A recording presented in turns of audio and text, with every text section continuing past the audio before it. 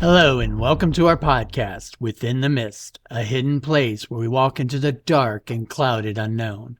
I am your host, Gary, to tell you about cryptids, ghosts, and other mysteries. Today, my beautiful wife and co-host, GoldieAnn, joins us. Hello, GoldieAnn. Hi, Gary. How are you today? I'm good. How are you? I'm excited. It's been a very good month for us, and with a lot more things coming up. Fun, fun, fun. I just recently came back from the Paranormal Roundtable Conference, which was amazing. Met a large number of new friends and enjoy seeing them now on Facebook and on our YouTube channel. So if you met me during the Paranormal Roundtable, I really appreciate your time and hope you now enjoy the show. Secondly, I'm getting a little nervous. So secondly? No, that Paranormal Roundtable was firstly. Firstly. Secondly. Those are words? Yes. Any word is a word if you add an ly to it. Oh, okay. Gotcha. Or so I say. Gotcha, Lee. Secondly, I'm getting a little nervous because come 1 October, I have 2 books that are scheduled for release. So we're looking at, 2-3 weeks away? Yeah? So it's getting to be about that time. So just in time for the spooky season, I have 1 book, Hidden Within the Mist, 30 short stories inspired and based upon eyewitness accounts of paranormal cryptids, ghosts, and other mysteries for you to enjoy. It will be available on Amazon. And the other book on the other end of the spectrum is The Dad Jokes for the Paranormal Dad. A collection of dad jokes that are based upon all the different categories of paranormal, from ghosts to Bigfoot, Yeti, Loch Ness Monster. So if you have an interest in the paranormal and you want to try the lighter side, please take a look at this book, which will also be available on October 1st on Amazon. And I hope they do well. I hope people like them. What about the Paracon? In October 13th, we are going to be participating at the Paracon convention in Arcadia, Florida, being housed in the very spooky Heard Opera House, which we have gone to and investigated before, correct? Correct. I was there last week while you were in Dallas. And you picked up some interesting stuff. I did. I haven't gone through all the evidence yet. We had really good talk in one of the rooms. But when we were just standing around getting ready to go do a question answer session, which is where you try to collect EVPs, I heard someone in my right ear go, "Hey." There's no one around. Wasn't anyone anywhere. Well, I was in Texas. Yeah, it wasn't you. But yeah, I went back through the recording and I got it. Nice and clear. Hey. So I'm going to put that up on our page at some point. Yeah, I would definitely love for you to either shoot it over to me so I can attach videoing with it, and we'll put it up on YouTube, or at the very least, it'll be on our Facebook page. Yeah, where you'll find it on Feeling Paranormal's page. Feeling Paranormal being the host of Paracon and very good friends of ours who are specialists in investigations of ghosts. Well, with ghosts in mind, GoldieAnn, where on the street do ghosts live? Everywhere? At the dead end. Oh my God.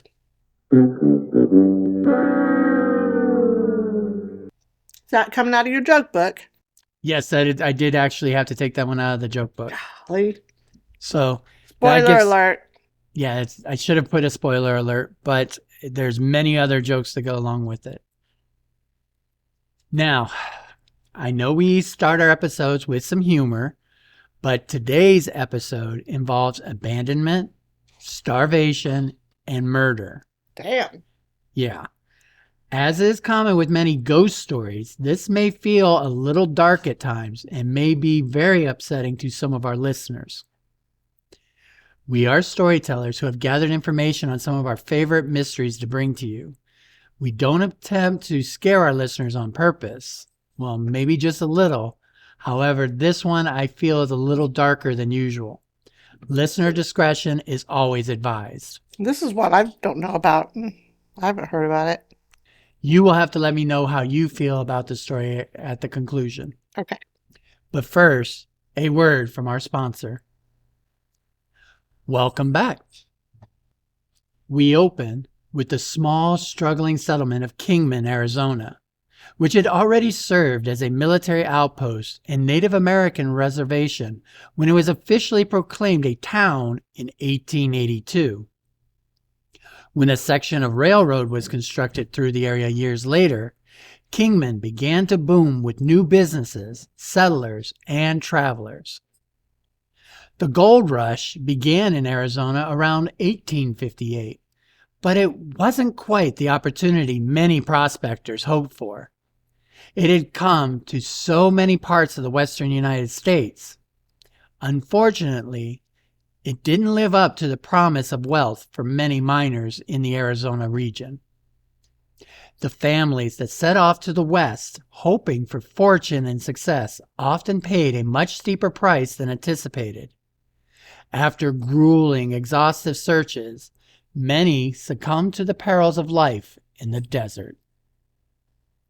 On the outer edge of the desert mesa lies a ravine named Luana's Canyon.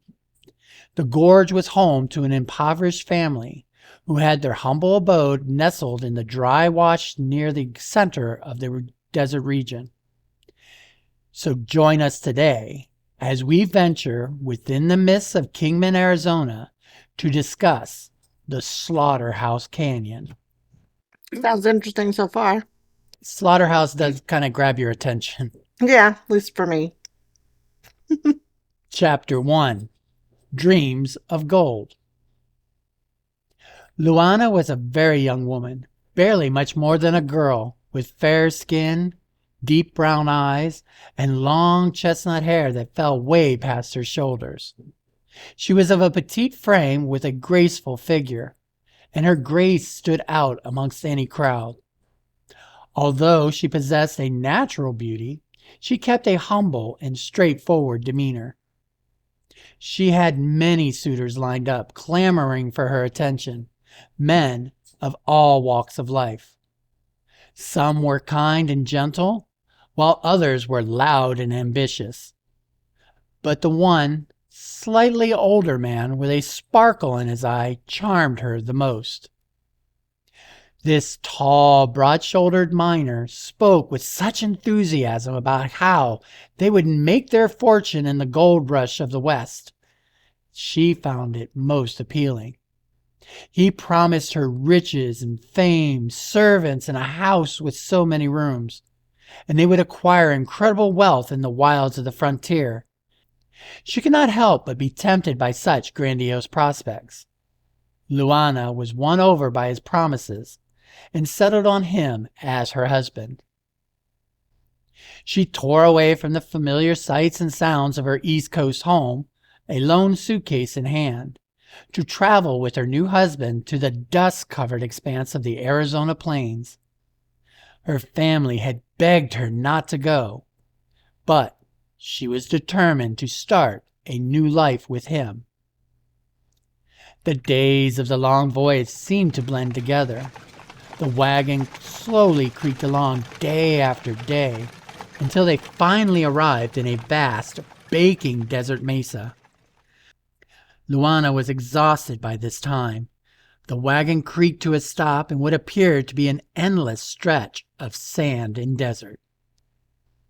Her husband, determined to make her dreams of wealth come true, began constructing a small structure from the scavenged resources around them and the whatever wood that had been painstakingly carted along with them over the hundreds of miles. It wasn't much. It was a tiny shack of only 4 walls contained by a few meager belongings that they were managed to take along with them. A hard bed frame, a worn table with 2 chairs, a stove, some pots and pans, and blankets. There just wasn't much to their new lives. Though the lonely shack may have been tiny and sparse, Luana looked around at her humble abode under the clear night sky. She could still see the promise of one day having an opulent mansion stand where their small shack now stood. As one might expect, living in such harsh conditions was no easy task, especially when a daughter and son were born within the first few years. Their meager belongings, collected over time, were scattered throughout the dusky, bare walls. The poor shack provided some relief from the intense desert heat. However, nights in the tiny home turned frigid despite the family huddling together for warmth. The vast fortune Luana was promised and expected did not happen. But after enough time, what had started as an unfamiliar environment slowly became embraced as their home. She learned to adapt to their new lives with determination and pioneer resilience. Luana's miner husband was a dreamer and wanted to give his family a better life. He never gave up, and he would set off into the mountains for gold and food for his wife and children. With a pickaxe slung over his shoulder and an empty sack in hand, he periodically ventured deep into the treacherous terrain aboard his mule. He would return weeks later, pockets empty, with some meager supplies, but no real wealth. He continued promising that next time would be the one. The family was incredibly poor, and there was rarely enough food at the best of time. Their only hope of a decent meal came from the bags of potatoes, cans of beans, and chunks of coal he brought back from his regular mining trips. Their lack of a regular income made it difficult to keep food on the table, so the only food the family had available to them was what the miner could bring back from his regular expeditions. Luana continued to watch as her husband loaded the mule saddlebags once more with supplies, a bedroll, and his pickaxe. He was about to set off for another 2 weeks to the northwestern mountains in search of the gold. She hugged him tightly and tried not to let her tears fall, as the only thing that remained of her dreams of the life of ease and luxury were the crying babes that she held close. The aging woman and children would wait anxiously for his return, hoping he would bring enough food, money, and supplies for their comfort and survival. On one fateful day, the miner kissed his wife and children goodbye and was on his way. He swore that this would be when they finally struck it rich, and they would move away from this shack in this horrible desert forever. Promises, promises. Unfortunately, that would be the last time the family would see their father and husband. Days turned to weeks, and soon Luana's hope dwindled and fear set in. Each passing day brought new worries that he had been taken ill, attacked by wild animals, or worse, fallen prey to highwaymen. Luana feared she was a widow now, and unable to mourn until she knew what fate had befallen her beloved miner in the unforgiving desert mountains. Chapter 2. A Mother's Despair. Luana needed to prepare for this situation. She had always trusted her husband's ability to provide for the family, so she hadn't bothered to ration anything when he returned with supplies from his last trip. She would trudge up to the top of the nearby sand dune every evening, her eyes trained on the horizon. She scanned for any sign of her husband's return. A shimmering speck in the distance that may signal his approach, or a shining glint from the gold he was supposed to bring back. Each night she returned disappointed, yearning for a life free from this poverty-stricken desert. The family ate more daily as food and resources dwindled until nothing was left. Meals became scarce and stomachs empty as Luana watched her family slowly start to go hungry. Living alone in the canyon meant that the family had no other possible means of support.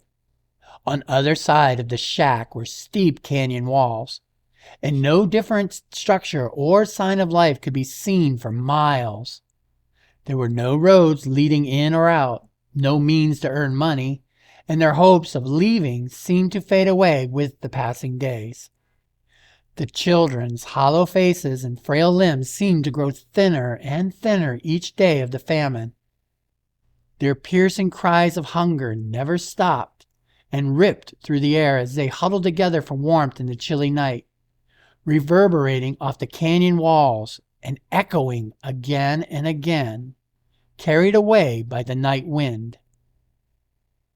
Luana's children's eyes would fill with tears as they asked their mother for more food, their tiny stomachs grumbling in protest. No matter how hard she tried, the hunger pangs never disappeared, and she felt her heart breaking every day as she watched them suffer. The misery of her life was sapping away at the woman's will to carry on. Luana's face was filled with worry and despair as the days of famine stretched, and no return of the miner. Dark circles were beginning to grow beneath her eyes, and her once flawless skin was now creased with fine lines. Her eyes had dimmed from their usual sparkle, and gray streaks had begun to show in her young hair, indicating that she was aging faster than she should. Life weighed her down with worry and stress. She watched in helplessness as her beloved children became increasingly impoverished despite anything that she did. So, on one fateful day, she couldn't handle the stress anymore and succumbed to her breaking point. Luana's husband failed to return home, and her responsibilities as a single parent pushed her closer to the brink of insanity. Her eyes grew bloodshot from the lack of sleep and worry. So on one morning, after another night of tears and crying and waiting, she screamed at the top of her lungs and grabbed a piece of shattered wood, with which she began to bang on the pots and pans. Her children huddled in the corner with their hands over their ears, terrified at this stranger who used to be their mother. Luana paused for an instant and looked at the wreckage around her, before finally bursting into tears and sobs amidst the chaos she had created. She tried to keep it together for her children, but something inside of her was now broken. And as that sun set on yet another day without her husband's return and no food on the table, she sat at the kitchen table, staring blankly at the nothingness. At the same time, tears streamed down her face and her body shook with uncontrollable sobs. She rose from the table and determinedly walked towards the door. As she stepped outside, the desert world around her seemed surreal. The sky was a deep shade of red, and the sand shifted gently as if they were whispering secrets to one another. Luana could no longer stand to see her children suffer, and she snapped. She knew what needed to be done, and with a sense of calm that belied her recent breakdown, she took a deep breath and turned to face her children, who looked up at her with confusion and fear in their eyes. "I'll make everything better." Desperate for a reprieve, the woman slipped into the armoire and pulled out her wedding dress that she had worn oh so long ago when promises were made. Its delicate fabric felt cool against her skin, and momentarily she felt calm before the storm. She stood in her bedroom, a tattered white gown draped over her weary frame. A heavy rain pattered against the windowsill while thunder shook the walls and lightning illuminated her sallow face. Her children began to cry once more, and the echoes on the canyon walls reverberated through the house like a dirge as she tied the last lace of her dress, her empty stomach growling in protest. She stepped out of the dilapidated shack and into the dark desert night. The broken woman inhaled the cold air and looked at the storm clouds rolling in. She reached over and grabbed the nearby axe that was used for kindling wood from a pile outside the door. The axe felt heavy in her hands, familiar from its use to chop firewood for the stove. Above her, lightning flickered in the ominous sky, casting a wild glow on her grim surroundings. She turned and made her way back inside the shack, lightning crossing the sky.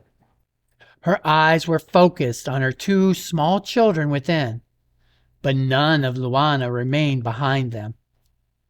What was left proceeded to slaughter her children to end their suffering. What the hell?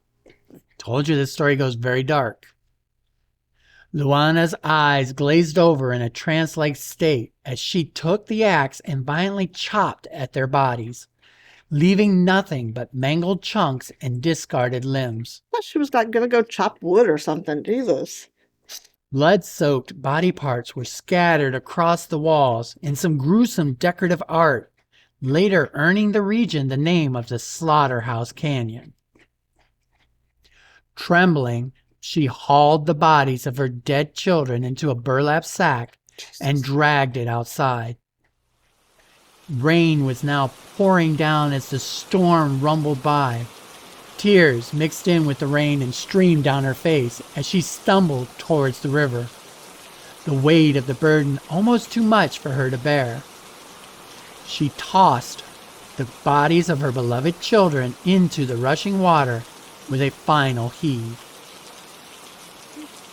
She stumbled to the riverbank, her satin wedding dress stained a deep crimson. As she collapsed onto the muddy ground, her last thoughts were of her children whose lives had been taken in that single night of carnage.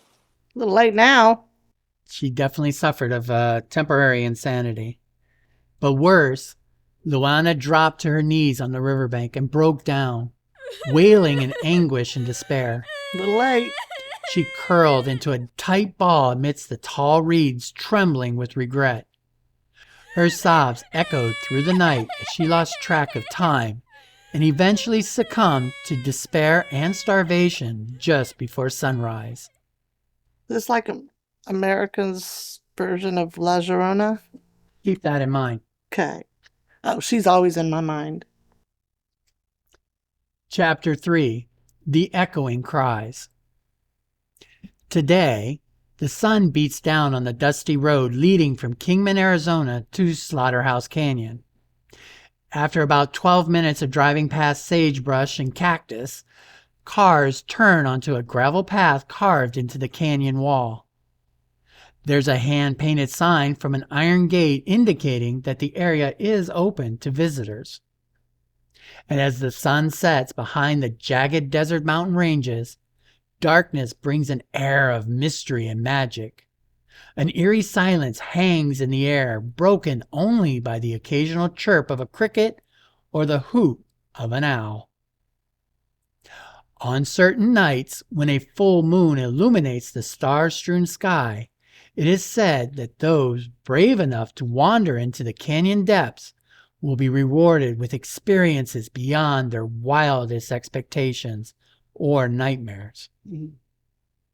The oppressive darkness of night descends onto the canyon like a heavy blanket, but if one were to listen closely, one can still hear the anguished screams of a mother piercing through the night, followed by the echoing sounds of her children's crying.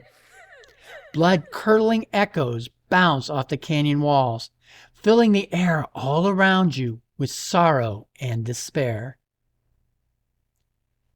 On particular warm summer nights, local high school kids would pile into the bed of a pickup truck and drive down to the Slaughterhouse Canyon. The teens would jump out at the remains of a small shack that still stands there, its wooden planks casting foreboding shadows in the moonlight, and they would laugh as they passed around beers. Youthful curiosity and a yearning for freedom were at the root of it all.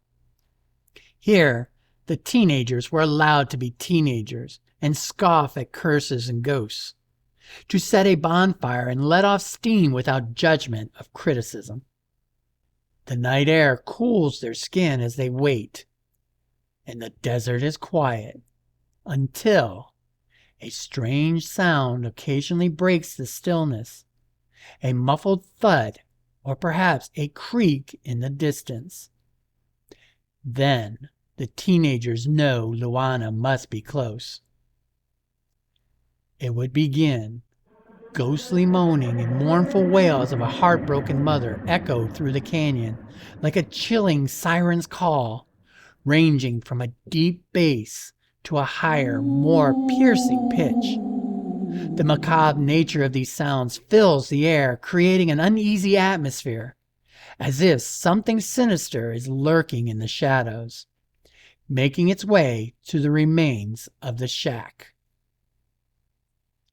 The teenagers would scour the area with their flashlights, looking into the darkness of every nook and cranny, but there would be no sign of life. The ghostly screams and shrill shrieks in the still night air always ends up causing the brave teenagers to abandon their venture and run away as quickly as they can from the area. Drivers on the winding road that leads to Slaughterhouse Canyon often report a disquieting experience. They would spot a solitary figure in a pale white dress and veil strolling along the side of the desert road. She would appear out of nowhere, only to vanish just as quickly. Those who are brave enough to pull over and venture through the canyon are convinced that she must be Luana's spirit, still despondent and broken over the death of her children, and cursed to haunt the area forevermore. Wow. Chapter 4. A Woman in White. The legend of Slaughterhouse Canyon looms over the dark desert town and casts shadows that dance in the flickering light of campfires. The stories have been passed down through generations and whispered around late-night bonfires and inside dimly lit bars. Though often mixed up with other frightening tales of lost loves and vengeful spirits, such as The Woman in White or La Llorona from Mexico, the locals know better. These are separate stories, each with unique horrors to be reckoned with. A woman kills her own children in every version of the same story, but it is her motive that changes each time. Some of these women in white are driven by grief or revenge. Other times, they are compelled by an evil presence or a selfish ambition. After discovering her husband's infidelity, the mother in La Llorona was filled with rage. Infidelity caused her to snatch up her children, their faces frozen in terror, as she dragged them to the nearby river. There, she plunged them beneath its icy depths with tears streaming down her face. Their screams echo through the night air as La Llorona carries out her unfathomable act. In comparison, in every account of the legend of Slaughterhouse Canyon, the recurring theme emerges. All of these speak of the husband's devotion to his wife and children. He would work long hours in the gold mines of the mountains, but always return to them until the final trip. Could there be a link between Luana and the Mexican folklore figure La Llorona? If so, we would have to rethink what happened to her husband, the miner. Making the dark story even darker, perhaps he became disenchanted with his life with Luana. Had he been slowly slipping into disillusionment with his life for years, each time going out and returning home to face his family with the mountains of failure? Maybe he felt weighed down more and more each time. Terrifyingly, perhaps on this last trip, it seemed that it simply became too much for him, and instead of facing impending danger from a beast, a mining accident, or a robber, he chose himself to abandon his family once and for all to the desert. This tragic story could take even a more cruel twist if it was revealed that he struck gold on this last trip, And with that fortune he had promised to share with her on his last voyage, and then instead of returning home, he started a new life. Maybe he spent his days in luxury and indulgence, wine and women welcoming him as he left his family behind with nothing but lost hope and broken dreams. This betrayal of this interpretation of the tragedy would connect La Llorona and Luana together and anchor the trope of spirits of the unfortunate mother to the ravine, where their cries reverberate against the midnight forevermore. And that is the legend of Slaughterhouse Canyon. Wow. And what do you think? Yeah, I mean, it just has La Llorona written all over it. It's kind of an American version of it. Mother goes to a point of despair, decides that she's going to sacrifice her children, and in a moment of insanity, kills them, becomes guilt-panged and upset about what she's done, and kills herself. And now her ghost cries and screams in the night forevermore. So definitely a scary trip to take if you want to hang out in the middle of a desert with a crying ghost around you. Yeah, just don't take your children. No, definitely not. Anything else? No, that was a good story. It was slow. It was a slow start, but it finished strong. It is one incident, and I wanted to make sure that I had a proper build-up, as ghost stories often do. Oh, There are absolutely. so many urban legends of women in white, and this is probably one of the more terrifying and gut-wrenching of them all. Yeah. Well, before we go, I want to remind everyone that we are on social media and would love to hear your stories and opinion about the Slaughterhouse Canyon, women in white, and these types of ghost stories. You can reach us on our Facebook page, Within the Mist Podcast, and we are also on Instagram and have an email, withinthemistpodcast@gmail.com. We would love for you to share your versions of ghost stories. We hope you enjoyed our story of the Slaughterhouse Canyon, and we'll come again for another episode. Until then, explore the dark, shadowy places and remain constantly curious. Goodbye, everybody. Bye, guys.